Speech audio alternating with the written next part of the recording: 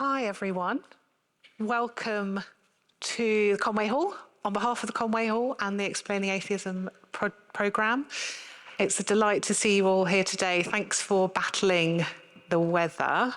You may have been facing a strong sense of it being quite cosy to stay at home, but we're really pleased to have you here. And we'll have some time for conversation and discussion after I've shared some of our research and we've had a chance to hear from the panel. So I'm really looking forward to that as well. For those that don't know me, I'm Lois Lee. I'm a sociologist at the University of Kent, and with Aiyana and John Lamman, I lead the Explaining Atheism research programme, and have led a number of large programmes of research in the study of atheism, non-religion, the secular, and so on. So I'm delighted to welcome you and the panel to discuss whether the UK has arrived at its first atheist age. Perhaps. So before I introduce the panel and the kind of plan for the evening, I'm going to begin with a vision of atheist society, a particular vision of atheist society. And it comes from the dawn of the new millennium, from the year 2000, from the then Archbishop of Canterbury, George Carey. And I'm going to read you this vision of the UK as an atheist society as it was reported by the Daily Telegraph. So they said, the Archbishop of Canterbury declared last night that Britain has become an atheist society in which people look to medicine to provide them with eternal life rather than religion. In the Telegraph's words, in his gloomiest spiritual portrait of the country since taking office, Dr. George Carey said, quote, "A tacit atheism prevails. Death is assumed to be the end of life, bleak though that thought is. If we need hope to clutch to our breast at all, it will be in such greatly scaled down forms, such as our longings for family happiness." We can discuss how scaled down that feels. Such as our longings for family happiness, the next holiday, or personal fulfillment. Our concentration on the here and now renders thoughts of eternity irrelevant. He continues, once people who felt fed up or mildly depressed, as we all do at times, talked to their neighbours, to their older relatives, or to the parish priest. Today they go to their GP. Many people are acting as if doctors can cure all ills and even postpone death forever. But of course, doctors know they can do no such thing. Only a society that has lost real hope could imagine that they could. End quote. So the Telegraph says, since taking office in 1991, George Carey has often warned of the loss of a common morality in society, but he's never described it as atheist.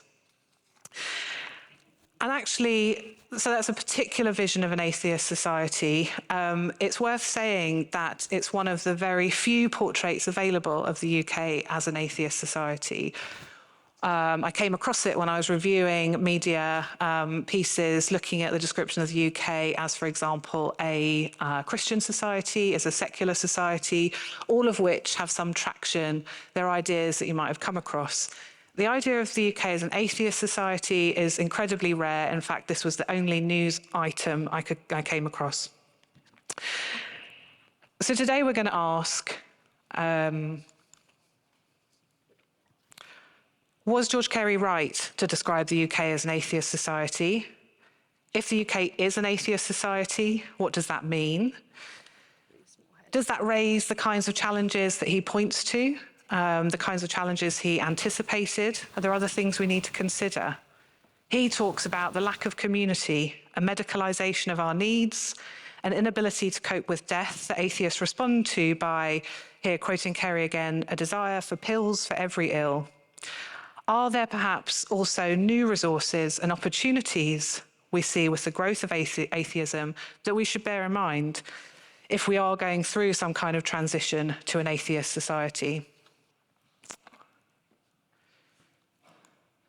So to answer those questions, I'm delighted to have on stage a wonderful panel of speakers, nearly.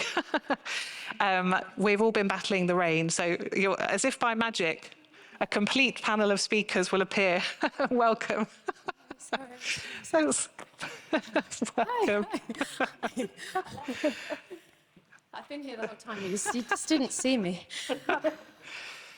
And for my next trick.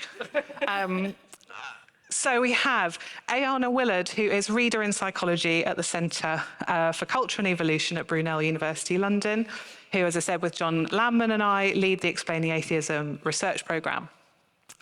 Aiyana is one of the world's leading researchers on the cultural evolution of religion and supernatural beliefs and non-belief, and her work focuses on why religion exists widely across human cultures and how religion shapes and is shaped by societies, including the role of world religions in supporting the expansion of large-scale societies. Chine McDonald is a writer, broadcaster and author and director of Theos, the religion and society think tank. She's a regular contributor to BBC's Thought for the Day and a media commentator across an array of publications and programmes, the Financial Times, The Guardian, Times Radio, and so on and so on. She's author of God is Not a White Man and Other Revelations, published by Hodder and Stoughton in 2021, and her new book, Unmaking Mary, Shattering the Myth of Perfect Motherhood, which I'm very excited about, will be published by Hodder and Stoughton in early 2025. Cariad Lloyd, star of stage and screen. Always on time, always. And you might have seen her in Ostentatious, improvised comedy show in theatres, or Have I Got News for You, QI, Peep Show, pretty much anything that's cool, Cariad's been in. She's also a podcaster, and her podcast, Griefcast, a multiply prize-winning podcast series, examines the human experience of grief and death. And her book, which I have right here, who hasn't seen it, You're Not Alone, A New Way to Grieve, was published by Bloomsbury in 2023. And her new book for children, The Christmas Wish-tastrophe, it comes out next week. And maybe slightly relevant to what we're talking about today in unexpected ways as well. Joining Aiyana, Chine and Cariad is Daisy Scalchi. Daisy's a journalist and producer and commissioning editor in factual programming at the BBC and head of religion and ethics for BBC Television. Her programme making is actually really extensive and diverse and includes programmes not only for the BBC, but also Netflix, Discovery, National Geographic, and many others besides. And she has, for many years, also run a monthly pub group called Agnostics Anonymous, created as a forum for people of all faiths and none to come together to explore some of life's bigger questions. As head of religion and ethics, Daisy has been re-energising coverage of traditional religions, but she's also been exploring new and innovative ways to explore meaning-making and ethical cultures outside of those traditional frameworks as well. And last but not least, Dr. Will Gervais is Reader in Psychology at Brunel University London and a partner in the Explaining Atheism and Understanding research programmes. A global leader in the scientific study of atheism for over a decade, it says here. I think it might be longer, but we'll say no more. And his research has won numerous accolades and prizes. His new book, which you might have in front of you, Disbelief, The Origins of Atheism in a Religious Species, was published by Prometheus yesterday. So it's absolutely smoking hot off the press, and there are some copies around for you to have a look, borrow and buy in the hall today. I think there's some more here as well. So congratulations to Will. I'll get you to sign my copy later. And thanks for being here today. So what we're going to do is I'm going to share some of the headlines from the research we've been conducting, and then I'm going to open to my panel to share their reflections about that, think more broadly about what its implications might be for our society. And I'm really happy to see a number of experts in religion, faith, interfaith engagement, and so on in the room, experts in different aspects of civil society and public life, and experts in what it's like to live in the society we're going to describe today. So experts all, and I look forward to hearing your comments and questions after we've had a chance to talk together. So We'll do a little bit of data, not too much, it's a rainy night, but enough to ground us. We're going to have to start with this. Is the UK an atheist society? And the crude answer we're going to give, and which I think we'll drill down a bit deeper into today, is yes. Well, yes, sort of. So at least this is the grounding. I'm going to do a couple of graphs, but only a couple, I promise. Is that in the last 5 years or so, the UK quietly passed a milestone in its history. So our major attitudes and values surveys started to record a higher percentage of the population saying that they don't believe in God than those that say that they do.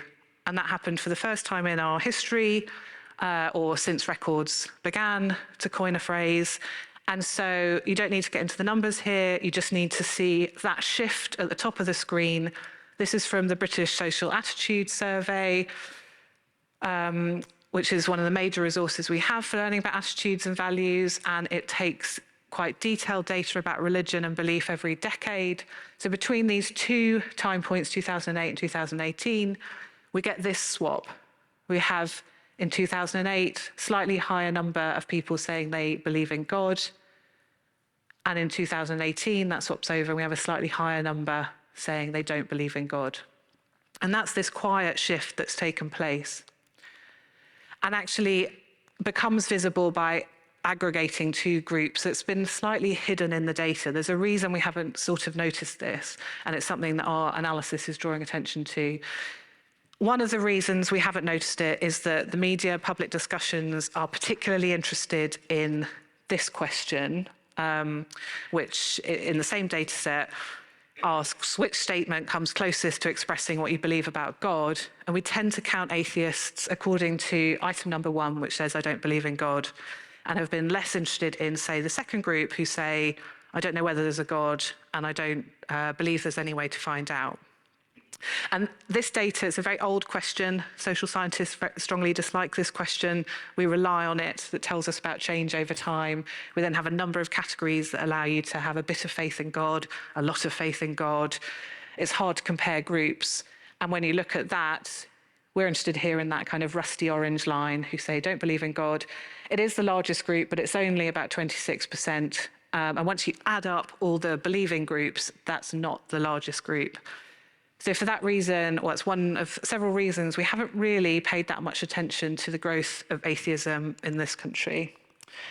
But our statistical analysis shows good reasons to tally that group who say, I don't know whether God exists, and I think there's no way to find out. So a strong agnostic group with the atheist group.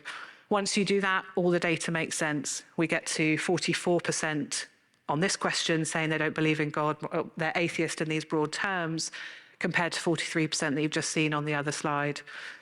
And in our research, we also conducted interviews, in-depth interviews with people, which again suggests to us that the agnostic group is at least living their lives as though God doesn't exist, which is a definition of atheism from the social historian Callum Brown. And this is just to hammer home the point. This is data that was published by King's College London from the World Values Survey, our other major resource looking at values and attitudes. And again, they show at the same time point in the last 5 years, that top orange line is showing belief in God. And it fell to below the 50% mark, again, about 5 years ago. So it's down from 75% in 1981. Incidentally, the year I was born, but I don't think that's got anything to do with it, down to 49% in 2022. So that's where we are. If we're not necessarily an atheist society, something we might want to talk about, we do at least live in an existentially and ethically diverse, but also atheist majority society, and that is new. So there has been some sort of real and historic milestone that has been passed in recent years. That atheist majority is sometimes a relative majority, sometimes an absolute majority, but there's lots of them, is the take-home point. So what are we going to make of this? Let's get to the interesting stuff. Why has it happened? Should we be gloomy, as George Carey presents? Should we be scared? that phrase of an atheist society, what does it mean to you? Does it sound okay? So over the past decade, I've been working with tens, probably at this point pushing into hundreds of researchers around the world to build our understanding of atheism in this broadest possible sense. So the experience and state of not having a traditional faith in God and what that actually involves. And the research has been global in scope, diverse in perspectives. It involves work with sociologists like me, also psychologists, cognitive anthropologists, social anthropologists, historians, and many others besides. So what have we learned about the atheist portion of our population, which we're interested in today? And here I'm going to hand over to my colleague, Aiyana Willard, to tell us a bit about what's driving the growth of atheism and what that tells us about atheists, the atheists in our midst. Okay, you can all hear me? Yes. Okay, so as part of this program, we collected quite a lot of data on quite a few countries, and I'm going to focus on the British data here, but we also have data from China, Japan, Brazil, Denmark, and the United States.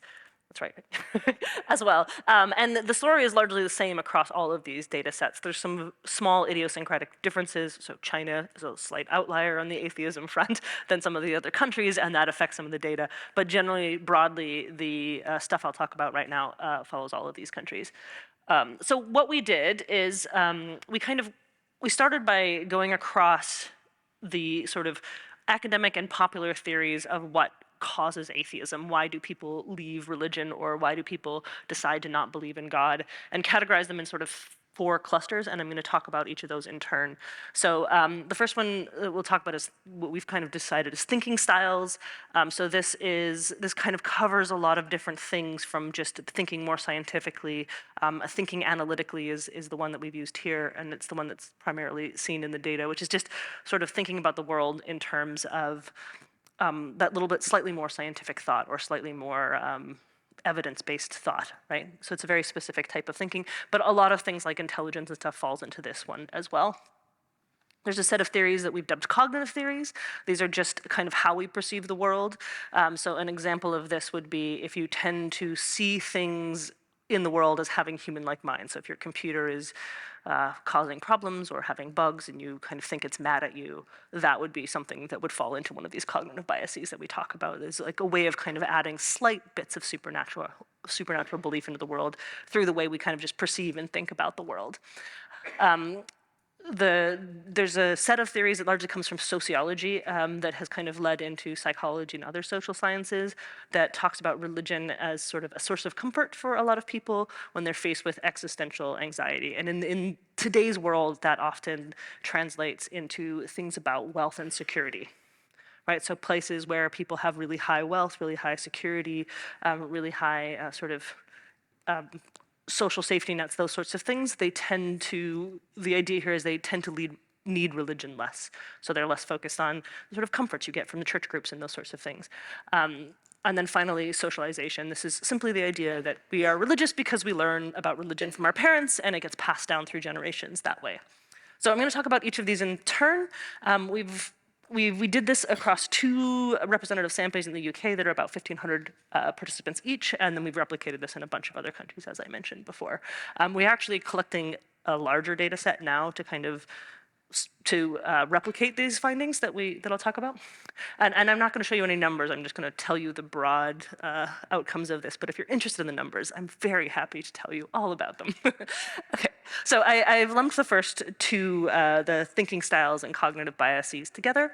And we just really want to know whether people think their way out of religion. Is this one of the things that we see? So in our data, there's a really small effective analytic thinking. So people who sort of pick more systematic answers versus more intuitive answers tend to be very slightly more likely to be atheists. This is a very tiny effect, but it's reasonably consistent, right? It's important that this is not a measure of intelligence, and we did actually look, we did a Ravens-Macerk intelligence, and there isn't any real difference here. So there's some kind of difference about how people think analytically, or more or less analytically or intuitively. Very tiny effect, though. This is something that's going to increase your likelihood of being an atheist by just a couple percentage. We also find a small effect of these sort of cognitive biases. So if you tend to think about the world in terms of more human-like minds, if you tend to think that minds and bodies can't be the same thing, you're slightly more likely to be religious than atheist. If you're lower in these tendencies, you're slightly less likely. Again, very, very small effect, really only a couple percentage points each way. So if you're low in the tendency to interpret everything as being a bit human-like, having a little bit of a personality, if you see objects or nature as being controlled by a mind, if you're less likely or less prone to those sort of tendencies, you're slightly more likely to be an atheist. When we looked at this idea of insecurity, we really, again, we find these very inconsistent effects, and we found no real effect of growing up in a sort of economically secure environment on atheism. So this doesn't seem to be about helping us cope in this way. We also found that fear of death is not related to religious belief. So this is another really common theory that so there's no atheists in foxholes idea that the fear of death is one of the things that keeps people in religion. We don't find that at all in our data. It doesn't seem to be playing any role. So basically, we come back to this one final theory, which is socialization. So learning about religion is the primary reason why people are religious, which shouldn't really be that surprising, but it is one of the less common and less talked about theories of religion and why people are religious. So if we look at this, this is the strongest predictor by a vast margin. People are not religious because they haven't seen their parents participate in religion when they were growing up. Their parents may have been religious, but they weren't going to church or doing these things. They're the sort of people, if you grew up in a household where your parents would go to church on Sunday unless there was a football game or there was something else to do, you're far less likely to be religious. You're just not being socialized in the same way as people whose parents are very prone to participating in that way. If it's not normative around you, so if your community is not strongly religious, you are not going to be religious. It's going to increase the likelihood you become non-religious, and just not being taught about religion. So, I mean, this is a very simple story, but it is one that is really uncommon in sort of how we talk about this. People are religious because they are trained to be religious. They're taught to be religious throughout their childhoods, and that's the primary driver of religion. If you don't teach people to be religious, if you don't teach children to be religious, they grow up to be non-religious. So one final thing, we did also look at non-religious socialization, so whether people were raised in households where religion was sort of mocked or disparaged. And what we found is that this didn't actually increase the rate at which people were religious. So the increase is still accounted for by the other type of socialization that I just talked about. But what this does increase is people's sentiment towards anti-religiosity. So people who are against religion are more likely to have grown up in these types of households where people were making fun of religion and making jokes about religion. So this isn't necessarily increasing the rate which people are becoming atheists or leaving religion, but it is increasing the rate in which people dislike religion. I think that's it. Great. Thank you.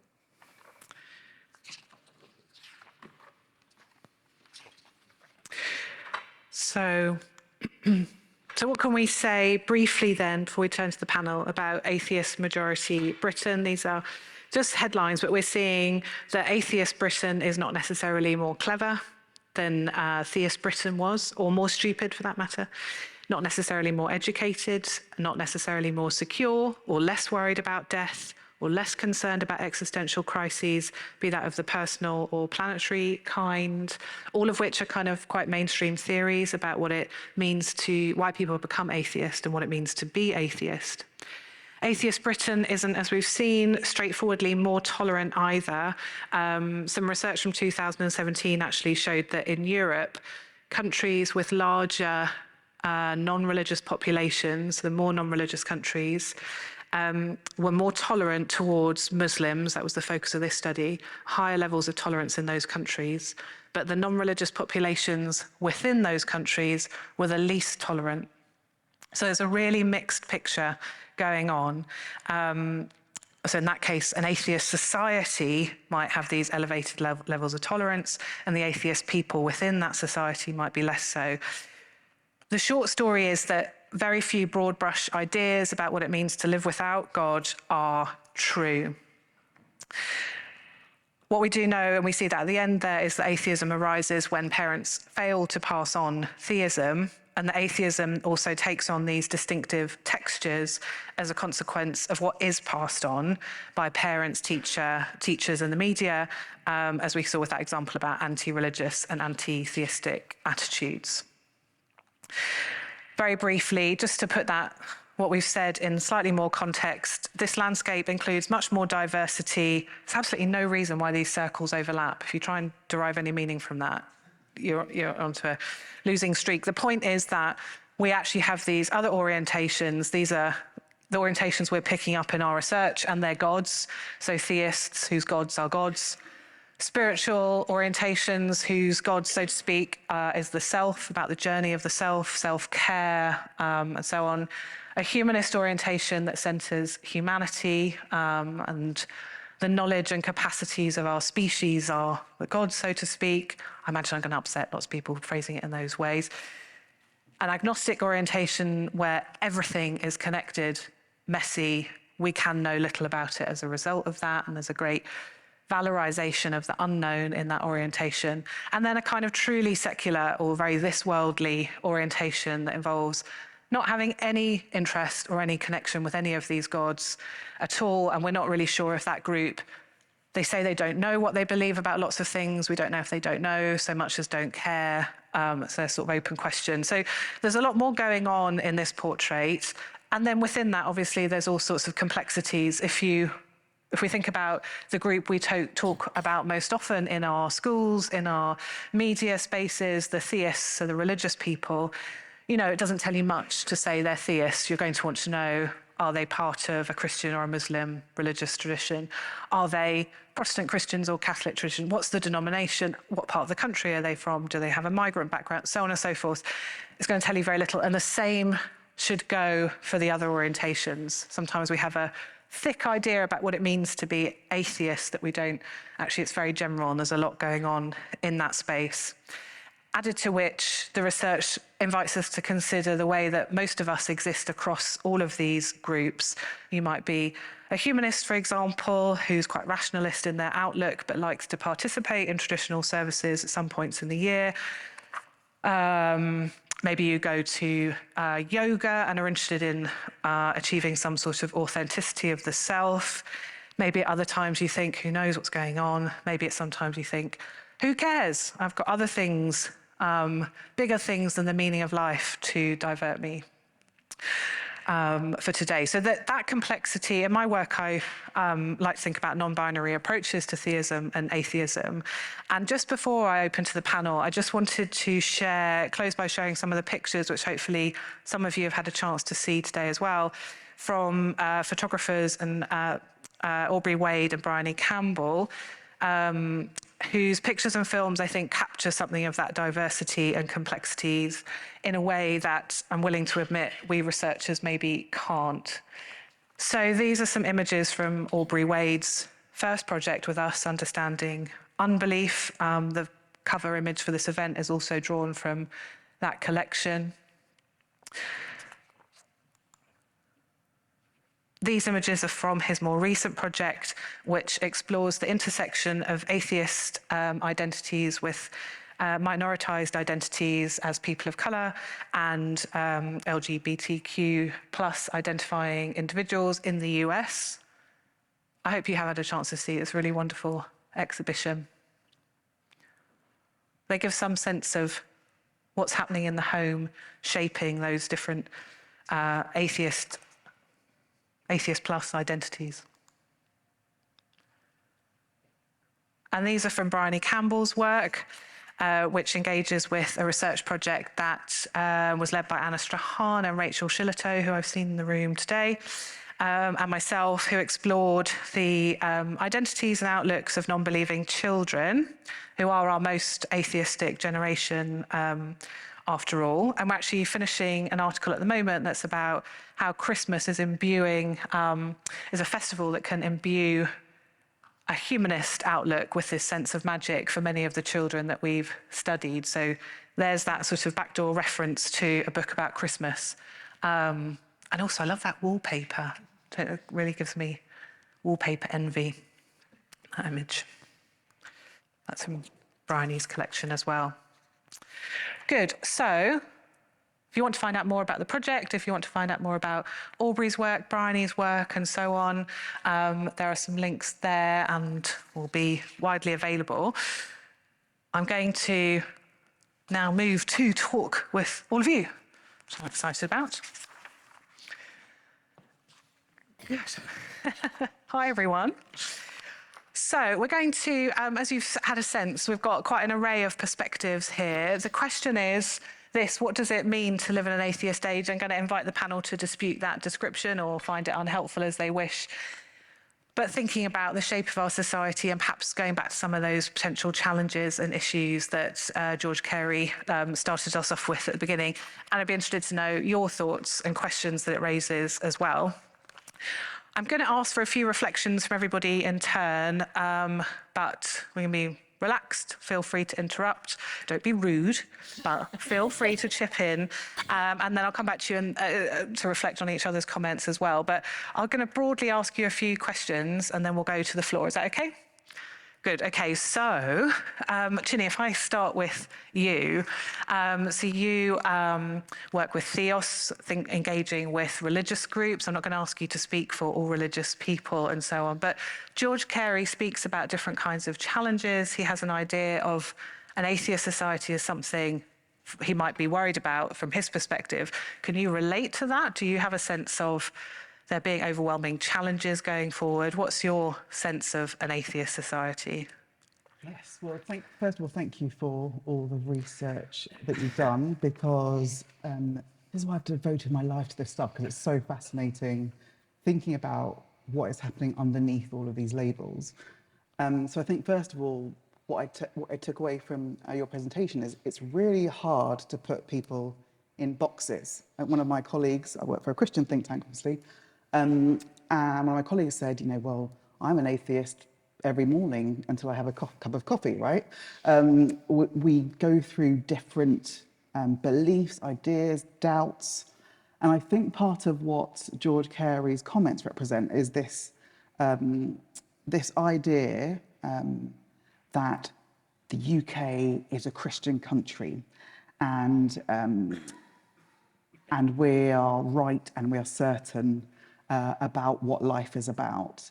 And therefore, when there is questioning of that, or there are fewer of us, then that does represent a fear for some people about what an atheistic society would look like. Now, I guess, am I worried? I guess there was a niggle for me, but that's because I'm a very competitive person, right? I like to win. I like to be in the group that's winning. And I think that is what we hear a lot when we hear kind of Christian leaders in particular talking or disputing the statistics or the facts about the changing nature of Christianity in the UK. I guess what I would also ask is what kind of atheist society there, as you talked about, there are all sorts of different types of people included in that group, including people who are agnostic. You might find people in my own church who are kind of uncertain, who might not believe in God, but find community in that place on a Sunday. I think we're also moving towards more of a realistic picture about the state of belief in the UK. I think we're no longer in a situation of probably my parents' generation or generations before that, where it was kind of socially advantageous to be Christian, or you were Christian because you were white, or you were Christian because you were British. Like, I don't think we are in that situation anymore. I would be interested to see how many of those people, 50 years ago, who would self-describe as Christian, would actually say, I don't actually know whether God exists. I'm unsure. Sometimes I do, sometimes I don't. There's all sorts of kind of greyness and uncertainty in there.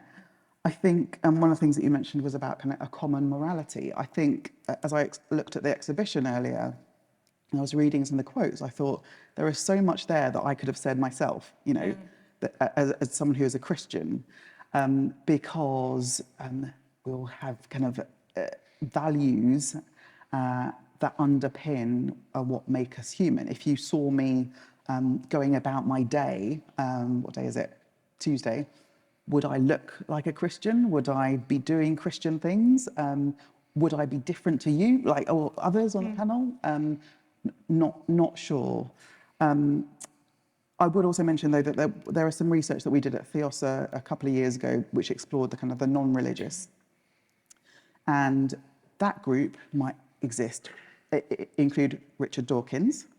It also might include tolerant people who are kind of like absolutely do not believe in God or religion, but you do you, fine with it. And then there are the kind of spiritual, but not religious. And if you think about some of the ideas that people who are in that group believe in, I don't think that they're that different to believing in God. And I'll finish with this on this question. But one of my colleagues who is in her mid-20s, Christian, went on holiday with her group of girlfriends, and none of them, believe in Christianity. I think it's kind of ridiculous. But they were lying inside of a pool, and a ladybird landed on one of their shoulders. And she looked at it and she said, "Oh, it's my granddad. My granddad visits me in the form of a ladybird." And they all thought, "Oh, that's really beautiful." And I thought, that to me is kind of very symbolic of kind of a generation of people who believe in all sorts of kind of very interesting religious ideas, new practices, but absolutely would not describe themselves as a religious. And my question would be what they are reacting against. What's the idea of God or religion that they've got in their heads? Yeah, go on, she's bursting. So there's some really interesting research that was done by two academics, Sindel White, who is at University of York in Canada, and Michael Muthukrishna at LSE here, looking at, so they look at cultural similarities using values, so looking at how people's values are similar, and they did this for countries across the world using the World Values Survey, and they do find that people, like if you are Christian and you're British, you are more similar to someone in China who is Christian than someone who's not Christian, but it's completely wiped out by cultural similarity. So there is some tiny signal of the religion that's shared across the world, and you can look at this across all religion, but people, if you're living in the UK and you're Christian, you are far more like a non-religious British person than you are from any person of your religion from any other country, and it's quite a big difference. So, within that group, the religion is important, but it's not the thing that kind of determines so much of what we believe and so much of what we do and the values that we hold. That's going to be much more determined by. Yeah, I was going to ask you about that actually. You describe really well the more we have in common, and our data bears that out. There are a few kind of values that we ask people about where it tells you something important to know whether someone's an atheist or theist. There are a couple of those, but Aiyana set out the countries we interviewed. In many cases, the most important thing to know is the country someone comes from in terms of where they sit on a moral question, where they sit on a belief. That tells you much more than whether they're an atheist or a theist. So with that similarity that's there, where does this, maybe the idea about the sense of competition and defensiveness, I think you were speaking to as well, is part of the answer, or maybe the whole answer. But why is it that there's a sense of otherness, and how, thinking about interfaith forums and how those are framed, have we found effective ways for people to feel like they're part of a shared conversation and have that sense of similarity? Or is there still a kind of strong sense that's making it hard to have those conversations and having perhaps an overly strong sense of difference? Perhaps you feel there isn't that sense, but... I think the interfaith movement in particular is a very interesting point in history with all that's going on in the world. It's probably at its most difficult point in the UK because of all of the things that are happening out in the world that actually speak to values, identities, ideas that are actually not necessarily about our religion, but they might be about our culture or our kind of ethnic background. And these are causing kind of tensions, I think, in some of the kind of interfaith movement. I think even though it is really difficult to put people in boxes, we're human, so we try to put people in boxes, right? So we try to understand, oh, this person is a Muslim, so therefore they think this. This person is a Christian, so I have this idea of what a Christian believes. And I think we're constantly almost kind of pitting against each other. It's really interesting being in this space and hearing about how almost how atheists see theists as almost like the dominant group, whereas that's like the opposite within theistic movements. We're like, it's obvious that we're kind of in the minority. We would never think that we're kind of clutching onto this past where Christians were in the majority in the UK, but even the census data that shows that Christianity is kind of below 50% in the UK. Obviously, those people aren't going to church, because churches would be absolutely rammed full if all those people actually were kind of acting on their kind of beliefs or what they say they believe. So, yeah, difficulty in putting people in boxes, but we try to. Yeah, I think that's right, isn't it? There's a way in which absolutely everybody feels defensive, and there's something about the way we shape our public conversation that hopefully we'll get to a bit as well that makes some of those conversations harder to have. That's really interesting. Cariad. So, comedian and actor, but also you have this other life as a kind of British expert on grief and bereavement. And so at the beginning of my opening remarks, I talked about George Carey talking about moving towards an atheist society and there being possibly a lack of community, people being able to turn in the past to their minister to help them through these big crises and so on. And so his vision is, in an atheist society, we just don't have those resources and it's terribly sad and we all go to our GP. Some people are coming to you. Don't know if you ever planned it that way. But your book is called You Are Not Alone. So it speaks to some sense of isolation. So thinking about this particular issue of dealing with the big matters of life and death, how you've come to frame it in those terms and what that sense of isolation sort of means to you, why you've framed your work around that. Yeah, so I started the Griefcast in 2016 and I'm on a break at the moment, but I've recorded 200 episodes where I interview various comedians, writers, palliative care doctors about their experiences of grief and death. And the reason I do that, just to clarify, I am a comedian and actor, but my dad died when I was 15. And one of the biggest feelings that I had as a 15-year-old in 1998, so a similar age to Lois, is that I felt utterly alone. I felt like I was the only person this had ever happened to. There was no internet. You couldn't Google, grief Instagram like there is now. There was no podcast. So I thought what had happened to me, the loss of a parent, was a really strange, weird thing that happened. So when I started the podcast, my goal and mission was always to reach out to other people who were going through this, to say to them, you're not alone. Like, I have lost someone. And the more I opened the doors, the more I was inundated with emails from people all over the world. I mean, I can't, like an email a day, at least sometimes 10, 15, 20 saying, I felt like this. I thought I was having a breakdown. I thought I was depressed. I didn't know this is what grief looks like, because they listened to the podcast and they heard other people saying, this is how I feel. This is what it's like for me. And relating back to your brilliant presentation, I think there is a lack of community to embrace those people that maybe perhaps in the past would have welcomed them with open arms and said, this is the situation, this is what grief looks like. We also have a much more medicalized form of death. So people don't see dead bodies, people die in hospitals. The amount of Irish people I've interviewed is much higher than any other nation, because they still have this sort of death welcoming culture, where an Irish comedian I interviewed said one of his earliest memories was being held as a 2-year-old over a coffin to look at a body. And they're just much more welcoming of this situation. They have wakes, the body's in the house. Whereas I think in, United Kingdom, perhaps I'm speaking more about England and Scotland and Wales, it's, we don't have that culture. And so in interviewing all these different people, I interviewed some people of faith, some people of absolutely no faith at all. And what I found interesting, I remember interviewing Reverend Richard Coles, and I came to that interview, which again, is really interesting to talk about this defensiveness.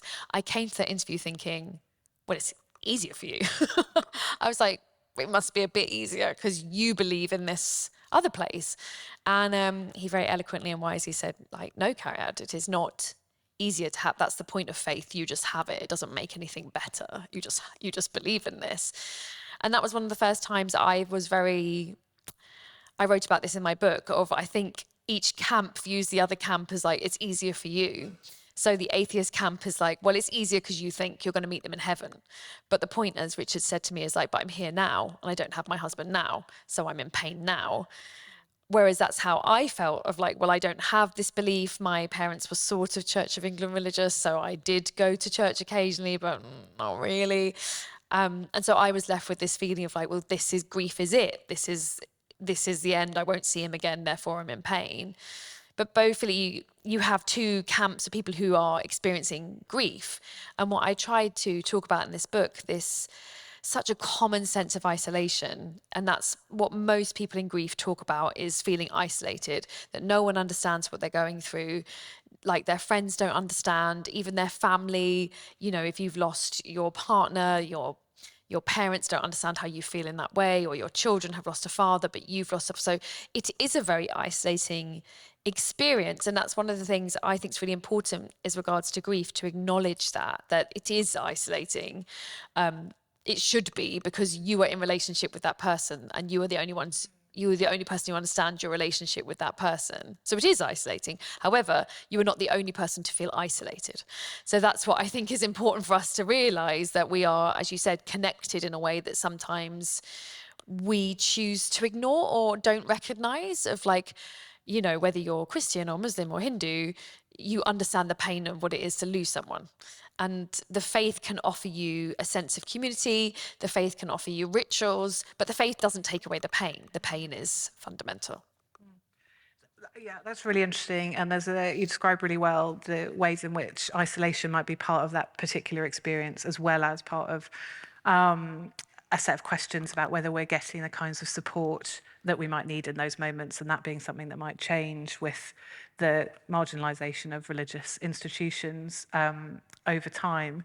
It's interesting. I mean, you've obviously done a huge amount of interviews, I think potentially more than me. Somebody get her an honorary doctorate now. It's kind of incredible knowledge that you have about these experiences. But I was talking with you briefly about this earlier. I'm going to paint you as the new Archbishop of Canterbury in this context. I don't know how you feel about that. Take whether it. that's happened I like the before. outfit. I'll do it.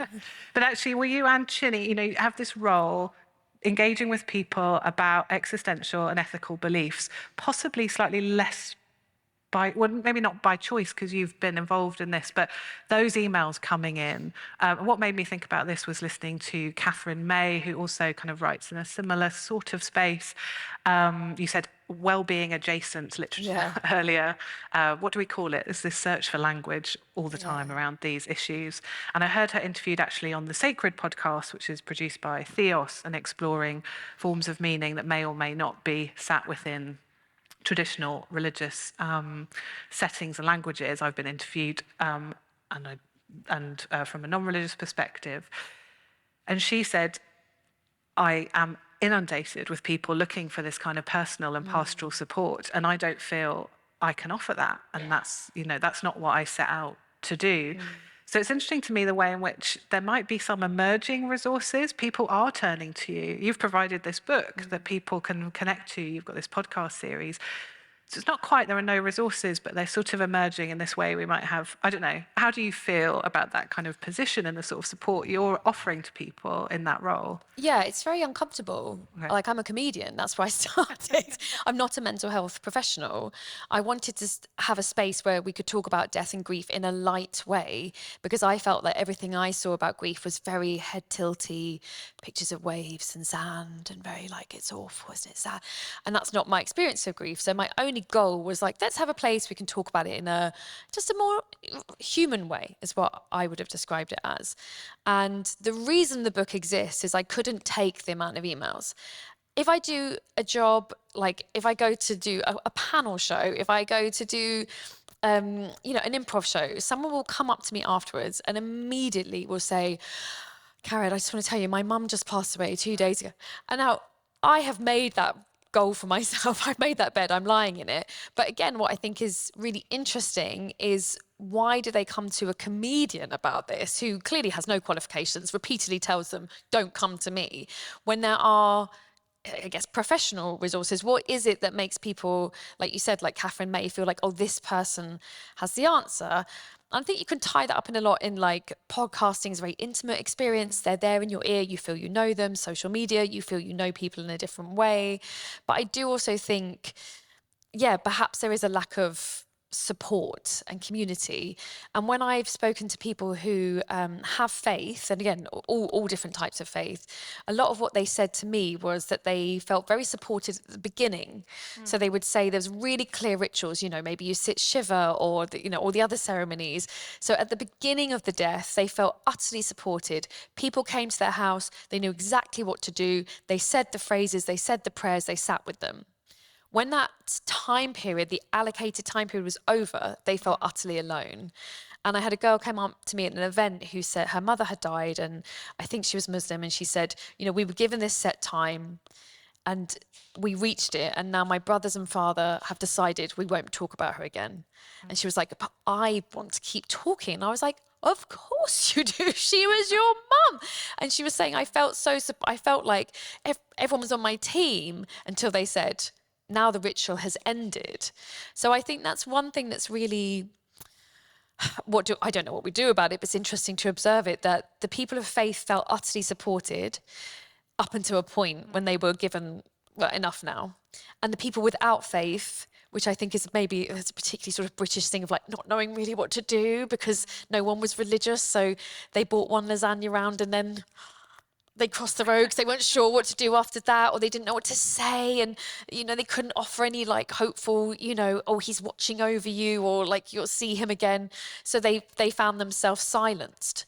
So I think both camps have a lot to learn, and I think the secular camp can really learn from that idea of creating your own rituals. You know, how can we just educate people? What do people need in grief? Show up, ask questions. Don't be afraid to do that 6 months on, 1 year on, 2 year on. Don't feel like you've got one opportunity to ask about the dead person and that's it. Whereas I think people of faith are a bit more confident because they have these rituals and history to support them. But then often it's like, now you need to move on. Your time is up. That's really interesting. It resonates with what Chini's saying about there being a lot of similarities and it being Yeah. quite easy to slip into there's been a dramatic change here. A move from a slightly more theistic to a more atheist society is going to come with the collapse of institutions and so on, but actually a lot of people are encountering the same kinds of issues. Doesn't mean the issues aren't there, but they're not necessarily best understood as being to do with how theistic or how atheistic we are. I know there's some people who work in education in the room, and I think there's some really exciting, interesting things that are going on in school level. And some of the work to kind of innovate with religious education to be more inclusive of non-religious orientations is also doing really interesting and I think wonderful work in thinking about how we support people in their existential and ethical journeys. So it'd be interesting to get any reflections on that a bit later on as well. Daisy. So that's really helpful, I think, for thinking about some of the ways we could talk to each other better. I know you're interested, really interested in how we engage non-religious worldviews in those spaces. How do you think we're doing? What are the kind of big challenges there? There's a sense here that maybe we could be doing better. What's your sense of that? I completely agree that certainly when it comes to death, dying and grief, we're woefully inequipped as a society to have meaningful conversations around that. I think there's a huge fear and a lack of framework which can make that grief a sort of double hitter. You've got the loss and then the inability to know what to do with that loss. And I think if we could create a space where that conversation is perhaps less of a taboo and we could provide better resources for people to support people, that would help minimise some of that second blow. When I think about the work that you're doing, which I think is so valuable, and I think there's more and more conversations now happening around what atheism means, and I think maybe we'll come to that later, but I think that's a whole part of the conversation is what do we mean by that word? It's obviously nuanced, and I think it's really important to remember that when we're having this conversation, atheism doesn't mean lack of interest or appreciation or understanding or will to engage with religion. I think when looking at broadcast, it's really key for me to think about what's the point of religion and ethics broadcasting? What are we doing with that? What's the purpose? And I think at its core, it may sound really boring, but I think it's about religious literacy. And I know that's it sounds like a very dull term, but what I mean by that is an understanding, an appreciation, an awareness, even a discovery of the different religion and belief perspectives that are out there in society at the moment, which is why the work you're doing is so essential, because I think it really helps us understand the latter part of that sentence, religion and belief. I think we're only really starting to understand what we mean by belief. I still think there are connotations around the word atheism that can be tricky. I think a lot of people really don't want to be defined by what they are not. And I think to increase our language and vocabulary around that to help people have meaningful conversations around what it is not to have a particular religious framework, but nevertheless a belief in something else, is somewhere that there's still some distance to travel. I think the programming, it's really important we continue to reflect religious beliefs, traditional and not so traditional. I think it's also really important to look at how we hold audiences in this space around where do we find meaning, where do we find purpose, how do we understand loss, these milestone moments that we all share in our lives as human beings, regardless of your religious perspective or not. What can we do in that area? Where can we put programs out there that might have a particular religious framework that somebody who is not of that faith might find something useful in it that they can apply to their own life? All part of this sort of religious literacy. It's not about only speaking to one section of the audience, but saying, well, look, here is a group of people or a person who has this religious belief. Something in that might be usable for you, even though you are an atheist or whatever you want to call yourself. To your point about death, because it is something that I'm personally really interested in a conversation, because I think we really are struggling to find good language around that. We did a film on BBC Two late last year called Stacey Dooley, Inside the Undertakers. Stacey Dooley, for those of you who don't know, is a broadcaster and journalist, and she's got into all sorts of corners of the world and explored very difficult things. For her personally, she has a real fear of death, yet has no faith, and came to a point in her life where she was really struggling with that, with the lack of a framework with which to approach that fear. So she decided to go and spend 2 weeks at an undertaker's in Nottingham to, who wouldn't, to get up close and personal with people who deal with death every single day. And if you haven't seen it, I would urge you to watch it. It's really enlightening and really incredible to see people who deal with death. It's their bread and butter, and just how matter of fact they are about it. During the course of the film, she spends some time with one family who've just had a bereavement, who are Christian and so loud and proud about their faith. And it's a real insight, I think, into how faith can hold you at that time. She also spends time with a family who don't have a particular religious belief, but choose to have a secular funeral. And she has a conversation with a secular celebrant.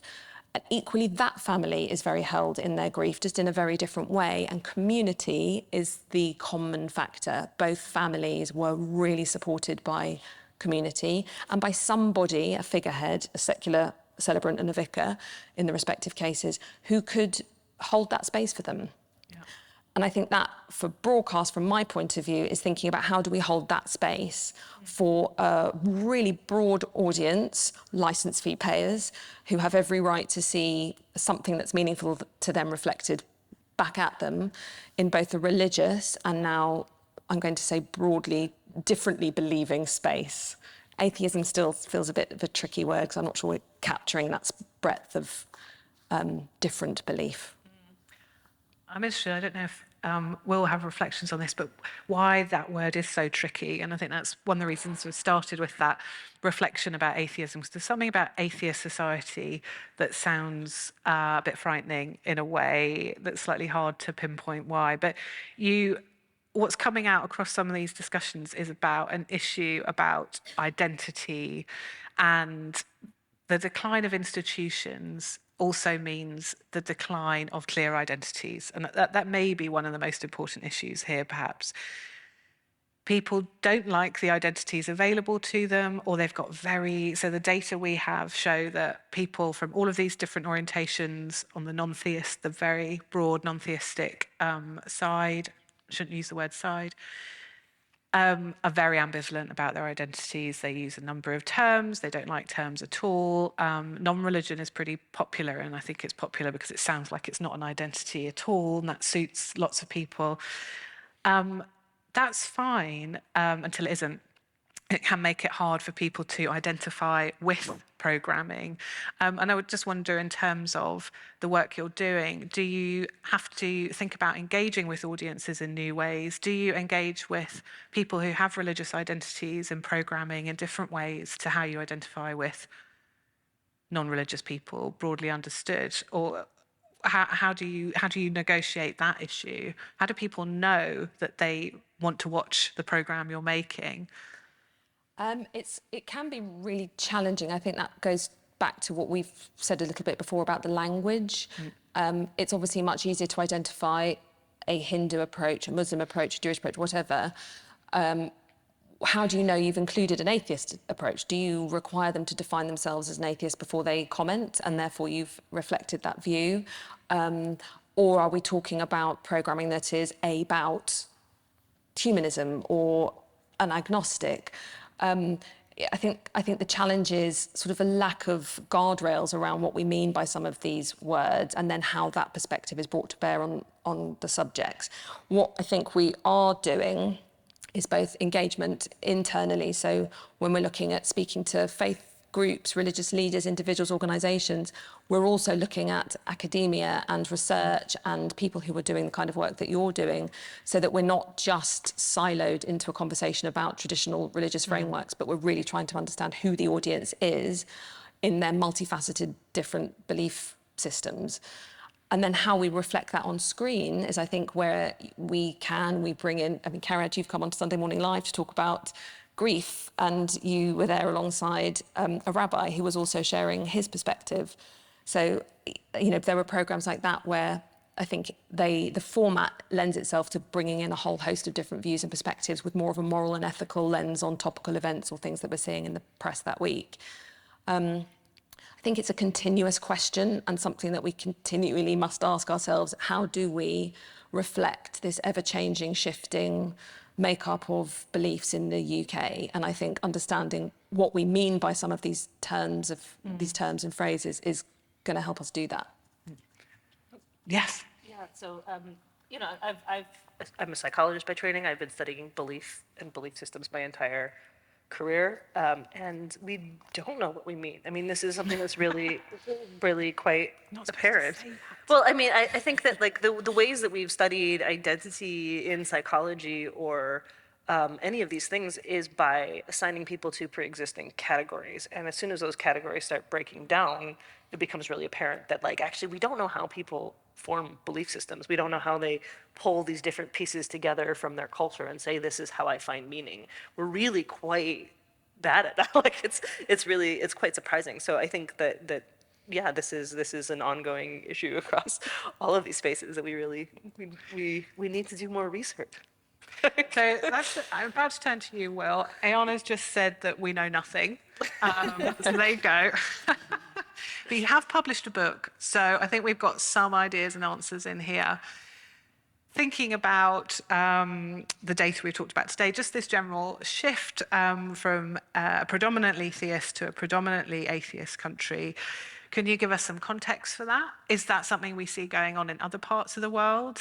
Can you tell us, can we fill in some of this story?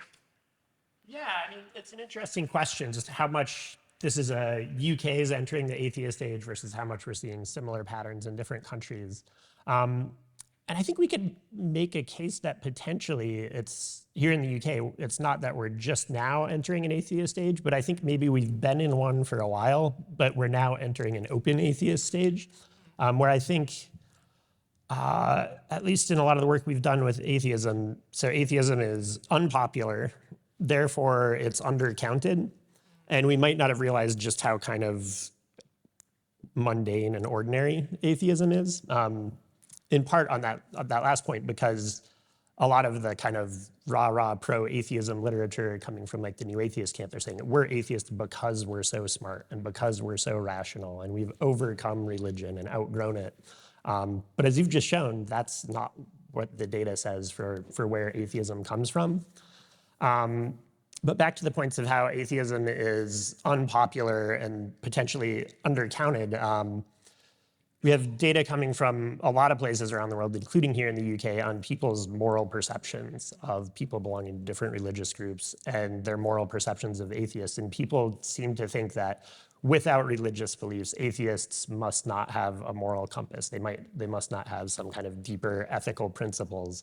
We could even try to illustrate one of these findings. Should we try live science here? Yeah. All right, so let's imagine that Lois is the CEO of a company, and Aiyana is one of her star workers. And Aiyana comes to Lois and says, all right, I have a new idea for a new product we can make in our widget making factory or whatever it is.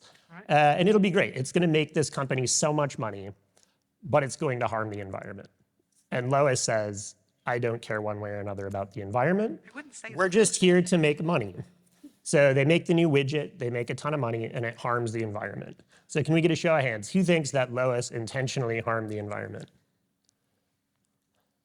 All right. The figurative Lois. Figurative, yeah. The real Lois, yeah. All right, now let's flip it. What if Aiyana had said, I have a new idea for this product, it's a new widget, it's gonna make us a ton of money and it's going to help the environment. Lois says, I don't care about the environment, I just wanna make money. They make the new widget, it helps the environment and they make money. Did Lois intentionally help the environment? We don't have that same intuition, right? It turns out people ascribe intentionality to negative outcomes, but not positive. Oh. Now to loop back on atheism, you can use that task and say, all right, now it's not a company. Now they're the BBC, for example. And Aiyana goes to Lois, who's in charge, and says, I want to run this new story. It's going to get us tons of viewers. We're going to make so much money, but it's going to make some people who believe in God give up their faith in God and become atheists. Lois says, I only care about those ratings and numbers. I don't care about atheism. They do the thing. A lot of people become atheists. So now we say, did Lois intentionally create atheists? Who says Well, now we're afraid to put our hands up. In cases. So we've done that research where essentially what happens is people have the intuition that bad things were intentionally caused. Harming the environment is intentionally caused. And when we do that, if it turns out we're creating more atheists, people report that, yeah, you were intentionally creating more atheists in the world. So creating atheists in this example is kind of like we're polluting the environment, we're harming the environment. It's something that's bad and therefore we think it's intentional. And so people have that intuition, not just in strongly religious countries, but we'll find that here. We've found it in Sweden, we've found it in China, we've found it in France, we found it in Vietnam. So in places that are not nominally strongly religious, people still seem to have this intuition that a world with more atheists is like a world where we've harmed the environment. And even atheists seem to hold that intuition. So that's kind of the baseline attitudes towards atheists out there. So then when us crafty social scientists try to figure out how many atheists there are in the world, we can look at the surveys and we're only seeing the people who tell us they're atheists. But atheists are aware of these kind of prevailing stereotypes about atheism, and so a lot of people might be reluctant to kind of identify themselves as atheists. And when we measure that more indirectly, we find that there's more atheists than are turning up in our surveys. So here in the UK, yeah, we've just tipped that 50% mark of people who are saying, no, I don't believe in God. But I suspect there's a lot of people who just haven't been kind of upfront about their atheism before. And yeah, it complicates things from a social science perspective. And I guess to close on that, I think you did a great job of showing the findings from your project, but you didn't sell the project itself enough. People, this is the single best, most thorough, most comprehensive social scientific study of atheism in history. And thank you. Cool, okay. But there's something about it that resonates with what you're saying, which is atheists have been around for a while, but there's something about the conversation changing, which isn't about those two lines crossing over, or maybe it slightly is. There's about a visibility and it being okay to be in that group, but possibly still a hangover to the language we use, which remains a big problem. It's really baked into the kind of research we do. Like the World Values Survey has this famous question which says, are you religious, non-religious, or a convinced atheist? So if you're non-religious and an atheist, you might be, what are they asking for here? But also there is this idea that being an atheist is like something you're very convinced about. There's a real kind of aggression baked into that way of thinking, and that runs through the research we do and the conversations we have. That issue of identity, I think, keeps coming back. I wonder, we're going to come to the floor in a moment. I wonder if any of you had any reflections on what each other of you have said that you want to come back on while you collect your thoughts and any questions you might have. I had a nod straight away from Chine. Two things, one on death and identities, and then one on the future. So we've done some research at Theos on death and attitudes towards death and dying, a report called Ashes to Ashes about the changing, involvement of religious faith communities within the death process, funerals, etc. But also a project called Love, Grief and Hope. And we did an animation called Dying for Beginners. And I found it really fascinating hearing about, I do think that religions have over hundreds of years kind of practiced or come up with these rituals about how to deal with these life moments. And I think that because of the kind of binaries of identities when it comes to religion and non-belief, when people who are atheists or agnostics go through a bereavement, they might think, well, I can't go to a priest because I've never been to church and I'm not one of them. Whereas actually there might be some helpful kind of practices or rituals that they might find there. But people would never go there because they think I'm not one of them. And then the future of atheism, I'm really interested in whether what we're kind of noting now is basically the result of the past 50 years of decline in religious attendance. I'm interested as to if you looked at society today, looked at the TV, looked at kind of listened to radio, where is it that people are getting this idea that to be atheist is bad? Because I think what I hear is like being religious is weird, like it's not like the norm. So I'm interested in where that's coming from, but also the future in terms of immigration to this country. The World Values Survey, that same survey that you showed, it showed that kind of belief in hell, I think in particular, has gone up among young people. And that's, we had Bobby Duffy come and kind of present to us, and he said that's because there's an increasing number of young Muslim men who believe in hell, right? And then there's been some results from Pew Research that showed that it's something like 47% of the immigrants to the UK are Christian. I think like something like 19% are Muslim. And immigration is only going to get higher in the coming years as we kind of wreck the planet and kind of there's climate migration. So what's the future going to look like in terms of religious belief when there are more immigrants in the UK? I think that makes these conversations all the more urgent, doesn't it, in lots of ways. I wondered, we were talking a bit about ritual earlier today and the pandemic and how that impacted on this sense of what rituals were available to people. Did you want to talk a bit about that? Yeah, I did a series of the podcast over Zoom during the pandemic, which I haven't intended to because I just had a baby. But I started getting all these emails from people being like, this is happening, and it's also one of the biggest like media interests I've ever had. People were suddenly desperate to talk about death in a way that they absolutely hadn't been. And one of the big, for my research, my talking to people was the pain at the loss of ritual. And I found that really interesting because I think as someone who's not religious, I would have said prior to the pandemic that I wouldn't have thought the funeral was it was kind of something you just did. I didn't really, you know, you just do it, but it's not so important. And I realized from talking to people during the pandemic of, oh, how integral this funeral is to people's process. And I never use the word closure. I would never say like, oh, because that's not how grief works. It's a lifelong process. But the idea that people suddenly couldn't have a simple ritual from, like you said, from, you know, a religious event with a vicar that you've known all your life to just a very secular crematorium service.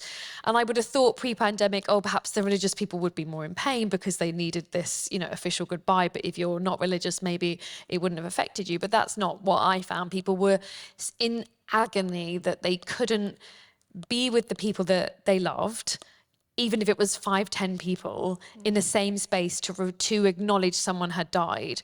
And that's when I became very aware that this is, even though it's an inherited religious ritual, which has happened for, you know, thousands of years of us being, you know, humans on this planet, it is doing something more than we realized. And when that was taken away during the pandemic, you know, when people couldn't be there to say goodbye, and then they couldn't even hug their, you know, mum at a funeral when the dad was in the coffin, they had to sit separately. You started realizing that this was like another loss and another pain to deal with on top of a pandemic death, which was obviously very painful. And I found that, I did find it surprising, but it also brought me back to this idea of we've inherited these rituals for a reason. They serve a purpose, and you can be non-religious, but you still need a ritual. And that's, I think perhaps maybe there was before a more binary idea of like, well, they have rituals. We just go to a crematorium and have a pub and have sandwiches, not realizing that's a ritual in itself. Yeah, it's a really interesting example, I think, because it draws attention to a couple of things. That the need for ritual is there. The COVID pandemic and the removal of rituals, the big story in sociology is the decline. Secularization means people have rituals much less available to them. That's the big story. But what you're pointing to, and I've always thought funerals were a key example of that, is there has been no decline in memorializing death. Like, that has not declined.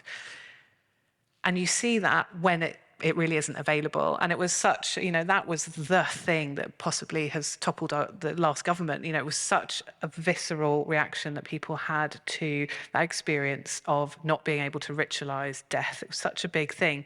But it also, the narrative that we saw of them having a party, knowing that someone couldn't hug a parent at a funeral.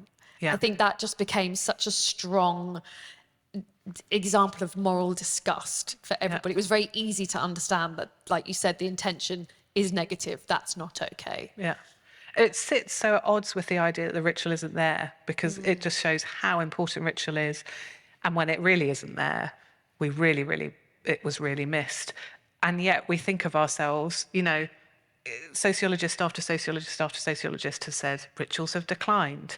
So they're sort of in some ways hiding in plain sight, and the changing institutional context for the rituals means we sort of don't know where that we need them. So you say, I would have thought of myself as it not being such a big deal. So there's that really interesting tension, I think, that's arising. I think also from listening to this amazing chat is what we're looking at is the idea of opposites, that religion is one thing and the yin, the yang to that is not religious, whereas actually it's not opposite, it's sitting next to. You still need the same things, you just do them differently. But the idea has always been atheists have no moral code and they don't need rituals, they don't care when people die. It's like, no, we all care and feel it, we just have a different way of containing that emotion. Sometimes you go to a building or a church, some people go to a house and have a cup of tea, but the emotion, the need is the same. Yeah, we tend to think of rituals as being something that is the domain of religion, and they're really not. They're consistent. I mean, they're things that we do in any kind of, you need a script for the situation. So like, I walk up to you, I'll shake your hand or kiss you on the cheek or bow, depending on the cultural context. That's a ritual because it's a moment of uncertainty, like you need something to do. And I think like the way we, you know, there are rituals around sporting events, there's rituals around schools, there are rituals around all of these different periods in our lives that are largely secular. So the idea that ritual is something that we do in religion is just, it's just very much not true, right? So I think this is just an interesting way we kind of perceive of like this thing being within a domain when it is actually just pervasive across human cultures, and you find it in every human culture in all sorts of different situations. So it's a very it's an interesting kind of problem that we can really easily create new rituals around different types of life events and different types of things that have nothing to do with religion. We do it all the time. We've just put certain life events like marriage and death and all of these things in the domain of religion. And then therefore those rituals are somehow different or special, and that's probably not true. I got asked to go to Sweden to do the podcast there, and I thought I was being asked because the podcast had been very successful. But when I got there, they were like, no, we're worse than you about talking about death.